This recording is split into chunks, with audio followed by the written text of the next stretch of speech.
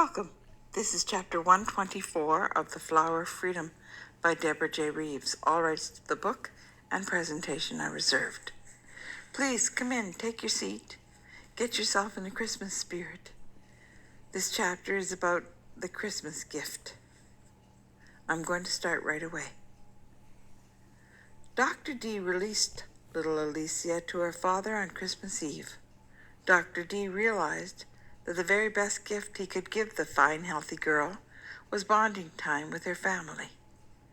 Bertie drove Elysia to his parents' place as she slumbered in her car seat on the seat next to him. She was wearing the pink knitted cap that his mother had made and the little striped bunting bag that Fan had made for her. She was warm and cozy. Her little ebony curls were sticking out from her cap, and her eyelashes were impossibly long, laying against her ivory skin as she snoozed. Again, he felt a swelling in his heart, with which he was suddenly familiar. It was the deepest part of himself singing to his own heart. It was the song of a father who had no doubt whatsoever that this little life was more important to him than his own. This, he thought, is the purest love humanity knows.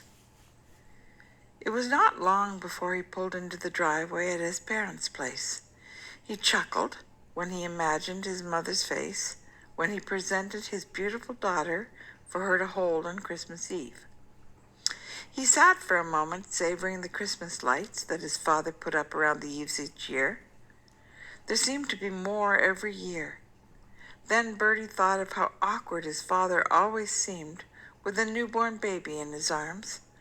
Oscar would look at him, he imagined, with a look of holy reverence mixed with a little fear that he would somehow fail to hold on strongly, yet gently enough, to be worthy of such a magnificent privilege.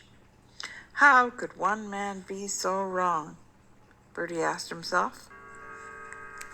If there was ever a man who was qualified and able to nurture the life of another, it was Oscar. Bertie said a silent prayer that he could be a true man like his father, and he reached over to unbuckle Elysia from her car seat. Bertie shielded Elysia from the cold Montreal evening as he rushed to the door. He had draped a baby blanket over the whole car seat, as he'd seen his parents do with the twins when they were little. He rang the doorbell, but he immediately opened the front door to let the evening's guest star into the foyer. He was met by a startled young lady he'd never seen before. Bertie was surprised to find a babysitter watching the twins on Christmas Eve. When the twins skittered in at a run, sliding on the feet of their Dr. Denton pajamas, they yodeled a welcome to Bertie.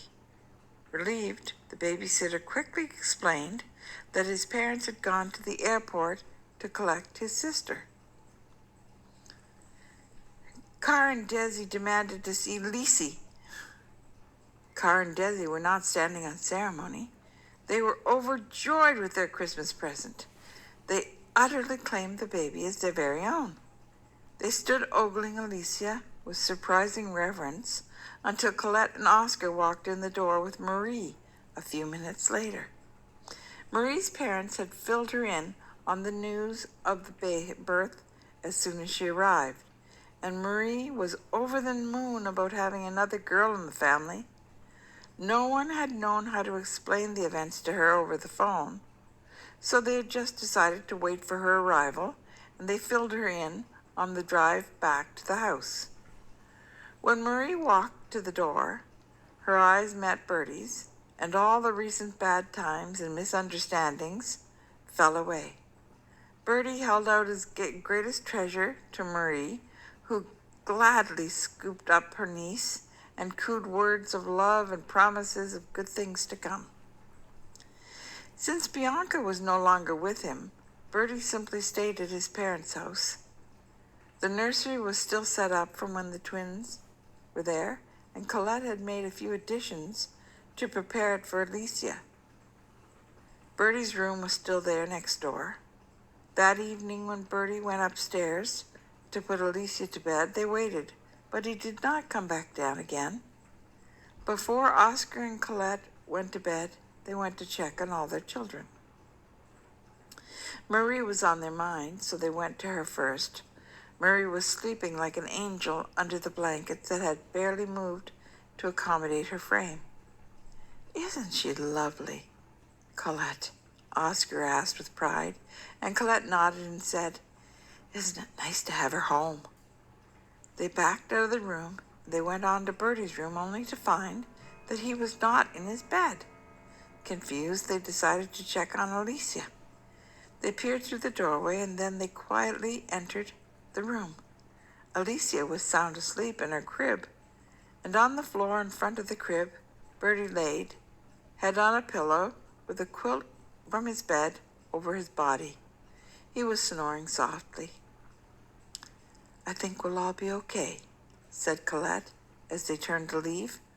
Oscar left ahead of her, and he returned to the room with one more blanket to cover Bertie, and then, hand in hand, they went into their own bedroom. The twins were snuggled in their bed. Carr was sleeping, wrapped like a sausage in a twist of blankets, while his brother Desi slept in the bed, stripped down to his underpants, laying on top of the blankets as usual.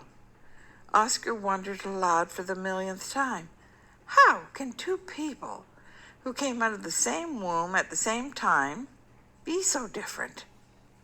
Colette grinned. "One of them has your thermostat and the other has mine." Together they moved the boys to the center of the bed, and they tried to cling to the opposite sides to rest that night, wishing they had gone to midnight mass instead. Oscar and Colette wondered how something so wonderful could arise from something so awful. Once more they fell asleep, reaching over the twins to touch one another, and they marveled at the miracles that their lives had generated. "Merry Christmas," they sighed as they drifted off to sleep. That's the end of chapter 124. Please come back for the next one. I remain your friend, Deborah. Bye-bye.